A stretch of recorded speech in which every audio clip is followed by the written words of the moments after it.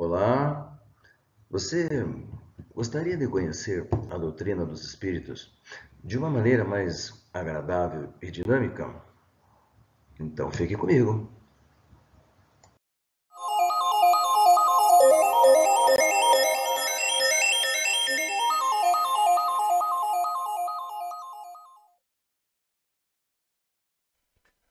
Bom dia, boa tarde ou boa noite a você que está nos assistindo. Eu me chamo Marlos Ronque, eu sou médico pediatra há 38 anos e trabalho nessa casa espírita que você está vendo aí, aqui em Ponta Grossa, no estado do Paraná, há mais de 30 anos.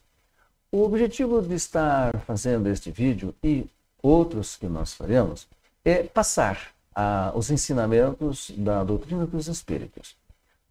Uma mensagem mais rápida, mais dinâmica e prazerosa, talvez. E desejo que seja do inteiro agrado de todos vocês. Então, dando sequência aos nossos vídeos, hoje nós estamos aqui no Livro dos Espíritos, na segunda parte, no capítulo 1, que fala sobre os espíritos, o mundo normal e primitivo.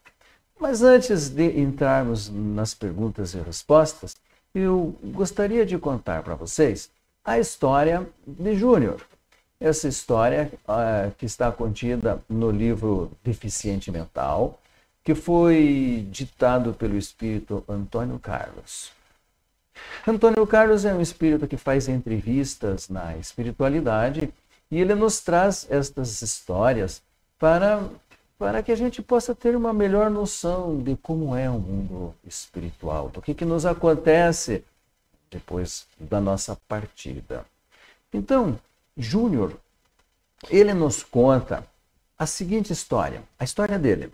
A narrativa é assim, olha. Eu vivi com muitas limitações nessa minha última encarnação, porque eu tive síndrome de Down. Eu não tive a percepção durante encarnado de que eu era diferente dos demais. Mas eu fui muito bem tratado pelos meus pais.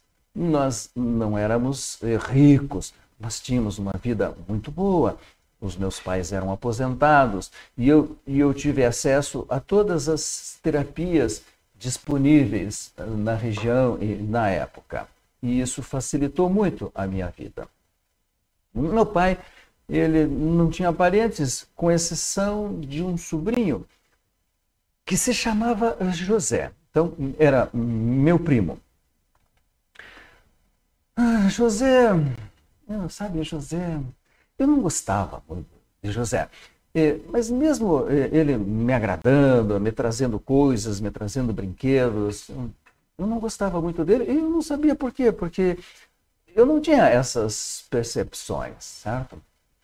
E certa vez o meu pai, que por sinal tinha um mau humor danado, sabe? Meu pai era um homem que reclamava o tempo todo de tudo, de todos, né? Era de poucos amigos também por causa disso. Mas José aguentava bem esse temperamento do meu pai.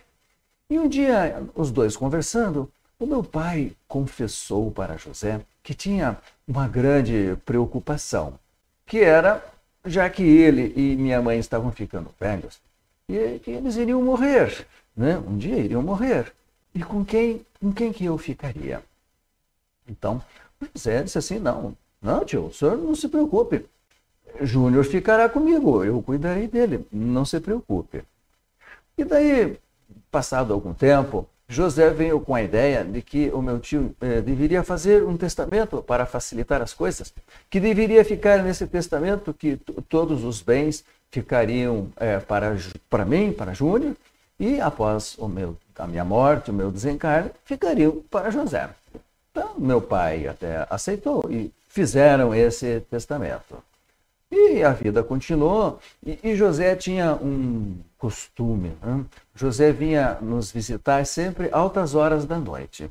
Ele dizia que ele estava trabalhando durante esse tempo todo, que ele tinha que trabalhar bastante para o seu sustento. E sempre que ele vinha, ele nos trazia bolo, chocolate, refrigerante, e nós fazíamos um lanche à noite. embora José nunca comesse, porque ele dizia ser diabético e não podia comer aquelas coisas. Mas numa determinada noite, depois de nós termos feito o lanche com bolo e refrigerante, eu acordei de madrugada com dores fortíssimas no meu estômago e no corpo todo. E foi essa dor, esse mal-estar foram piorando cada vez mais. E de repente eu senti muito frio e senti que as coisas foram se apagando. Quando eu acordei, eu já estava em um hospital. Fui muito bem tratado nesse hospital. E à medida que o tempo foi passando, eu fui ficando mais lúcido, fui tomando consciência de quem eu era, de onde eu estava. E quando eu já estava praticamente normal, consciente, lúcido, então eu perguntei para o meu orientador o que é que tinha acontecido. Então, o orientador começou a me passar as informações. E ele me disse que o meu primo José, ele tinha um plano. Primeiro, ele dizia ser diabético, mas ele não era. E ele havia colocado o veneno no refrigerante. Aquele costume de vir altas horas da noite, não é porque ele trabalhava, ele não queria ser visto, ele não queria ser percebido pelos vizinhos, né? E que na realidade ele estava querendo tudo, era por dinheiro. Ele queria ficar com todas as nossas coisas. E acabou que ele ficou mesmo, porque naquela noite eu desencarnei, mas o meu pai e a minha mãe também. E eu fiquei muito triste e fiquei pensando, puxa vida, tudo isso por causa de dinheiro. Então, o meu orientador, ele continuou me contando, Júnior, você tem um passado. E no teu passado, você foi um comerciante de escravos. Pois é. E o teu pai e a tua mãe daquela época eram os mesmos de hoje, pai e mãe. Pois então, só que o teu pai, ele tinha um irmão rico, que é o teu primo José de hoje, o sobrinho do seu pai. E o seu pai matou o irmão para ficar com a sua fortuna. Quando vocês desencarnaram, você, Júnior, foi para o umbral e foi torturado e foi para uma região muito triste, porque todos aqueles escravos, todas aquelas pessoas a quem você tapeou, que você lesou, as famílias que você destruiu, estavam todos te esperando e foram momentos tensos, tristes na tua vida. O teu pai, a tua mãe e José também se encontraram no umbral, né? E não foi muito bom para os três. O tempo passou, vocês todos foram resgatados, né? E seu pai e sua mãe se desculparam com José. E ele disse que aceitava as desculpas, mas como nós vimos, nessa última encarnação, ele não conseguiu superar. E todo o ódio que ele tinha veio à tona neste plano que ele desenvolveu, tá certo? E você, Júnior, em decorrência de tudo que fez, de tudo que sofreu, quando foi resgatado, quando chegou aqui na Polônia, você entregou-se a um remorso, mas um remorso destrutivo, paralisante, que não te deixou dar continuidade, à sua jornada. A nossa única possibilidade na época para que você pudesse melhorar mais rapidamente foi reencarnar. Então, seu pai e sua mãe vieram na frente, você veio com todas aquelas deficiências em decorrência das lesões que você mesmo desencadeou no teu corpo espiritual. Todos se encontraram no cenário da vida e aconteceu tudo isso que nós vimos. Então, Sabendo de tudo isto, eu, Júnior, né, então o Júnior continuou seu relato, continuei então vivendo na colônia, fui aprendendo, eu fui me recuperando, até que quando eu estava assim emocionalmente bem preparado, harmonizado, eu pedi para ver os meus pais.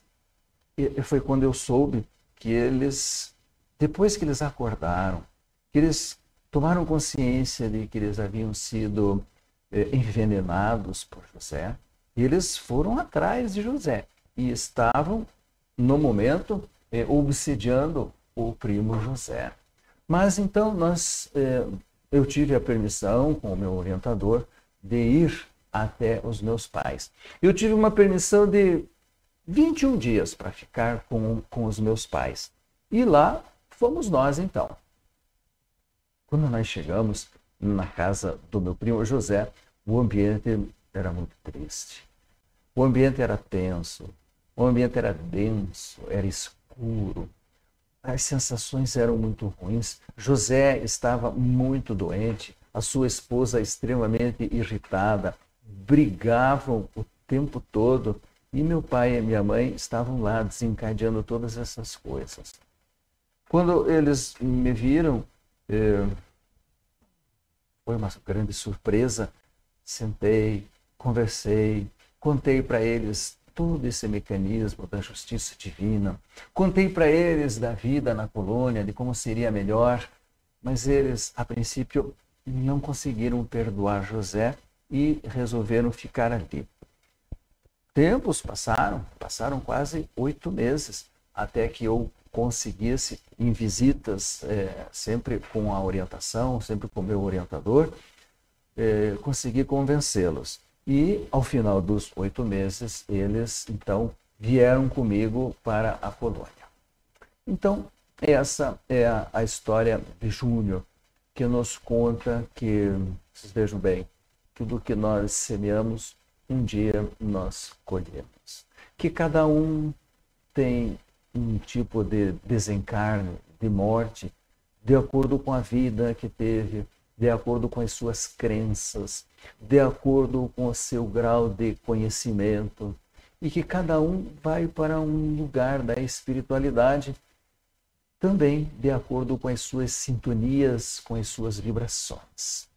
Então, na pergunta 84, Kardec pergunta aos espíritos: os espíritos constituem um mundo à parte daquele que vemos? Sim, constituem o mundo dos espíritos ou das inteligências incorpóreas.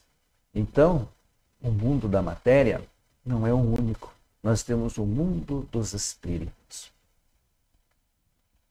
Qual dos dois mundos é o mais importante na ordem das coisas?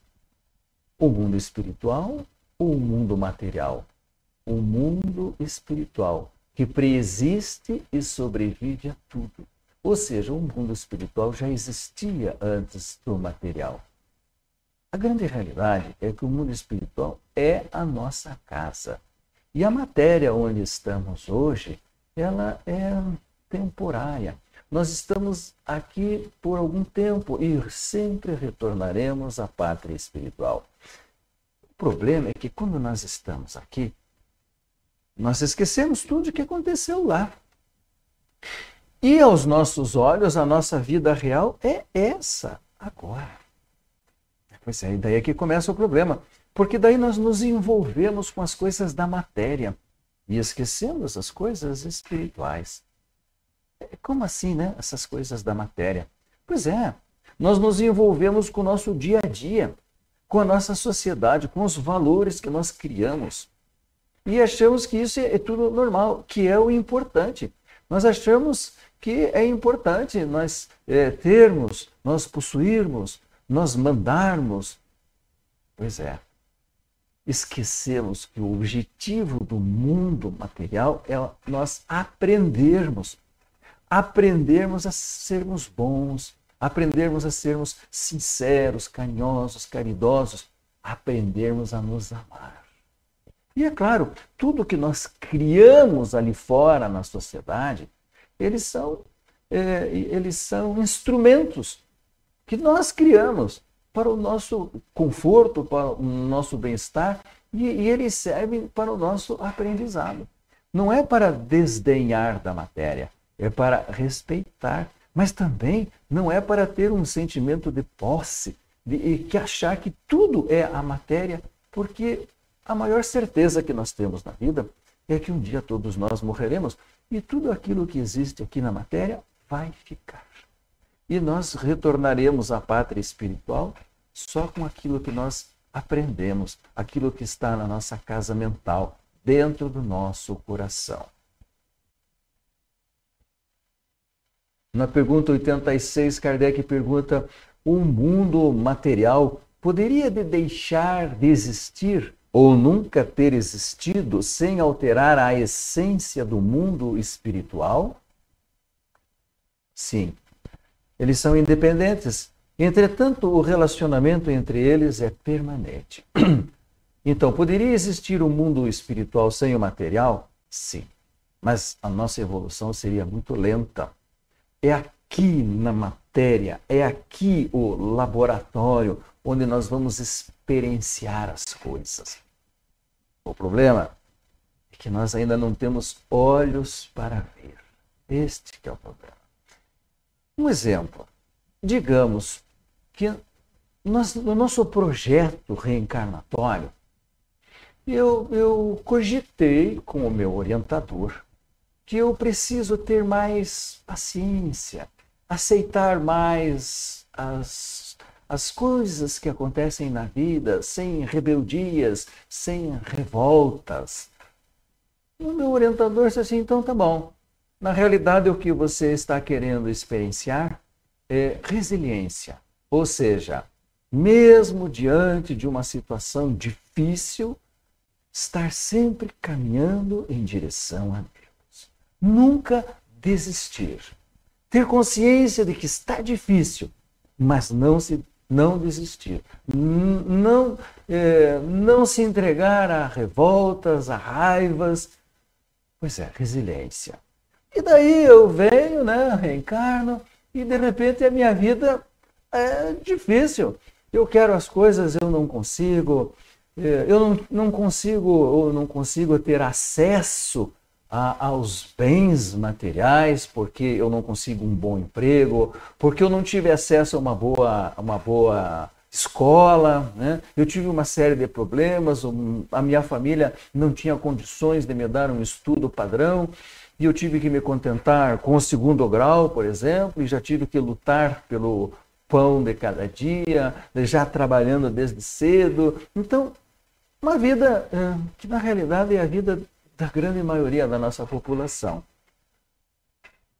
E daí, durante esta vida, eu me irrito, eu me revolto, porque eu fico vendo pessoas que não trabalham como eu e estão numa situação financeira melhor. Eles possuem bens que eu não tenho, que eu não tenho nem como cogitar ter. E daí eu me revolto, e aí é que mora o problema. Então, a doutrina dos espíritos, ela realmente transforma a nossa vida, transforma os nossos pensamentos, transforma os nossos desejos. Porque com esse aprendizado, nós sabemos que tudo o que está acontecendo no hoje serve como aprendizado. E que a revolta de nada vai adiantar. O que eu preciso é estar sempre em movimentação, sempre tentando melhorar, sem revoltas, sem rebeldias, mas sempre caminhando para frente, por mais que a vida esteja batendo. Porque no final, quando eu retornar ao mundo verdadeiro, ao mundo espiritual, eu vou ter as respostas, eu vou ver por que eu tive que passar por tudo aquilo. E com certeza eu vou sair vitorioso. Eu serei um vitorioso.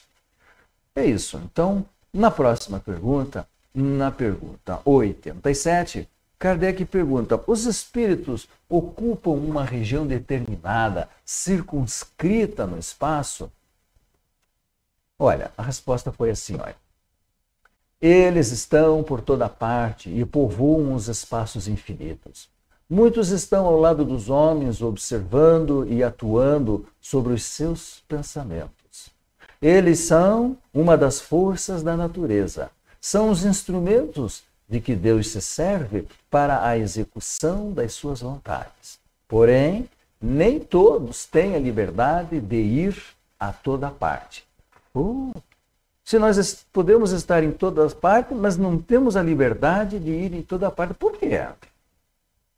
Vejam que tudo tem uma explicação e que não cabe revoltas e rebeldias e nem questionamentos, porque tudo que o nosso Pai e o nosso Criador faz é perfeito, tem uma razão perfeita, sólida e sempre visando o nosso bem, porque Deus, o nosso Pai, Ele nos ama. Nós não podemos ir para toda a parte porque nós somos espíritos inferiores. Nós não temos condições para fazer isto. Nós, na atual situação espiritual, moral que nos encontramos atualmente, nós não conseguimos sair do planeta Terra, nem na parte da matéria e nem na parte espiritual. Nós somos muito densos. Nós estamos praticamente chumbados à crosta terrestre. Agora, se eu quero um dia ter esta capacidade de ir a qualquer lugar, voar pelas estrelas, pelos sóis, pelas galáxias, então eu vou ter que trabalhar muito. Trabalhar o meu coração, trabalhar os meus sentimentos, as minhas emoções, para que eu conquiste o direito de ir e vir aonde eu quiser. Então, companheiros, como nós falamos, são vídeos rápidos, né? O objetivo do vídeo é passar informações, mas também despertar a sua curiosidade, para que você vá lá nas nossas obras básicas, no Livro dos Espíritos, que nós estamos seguindo, e leia as demais perguntas, as respostas brilhantes que Kardec recebeu, e assim nós vamos todos crescendo, entendendo melhor o mundo da matéria, o mundo dos espíritos e a justiça de Deus. Ficamos por aqui. Porém, não se esqueça, lute para ser feliz. Até o próximo.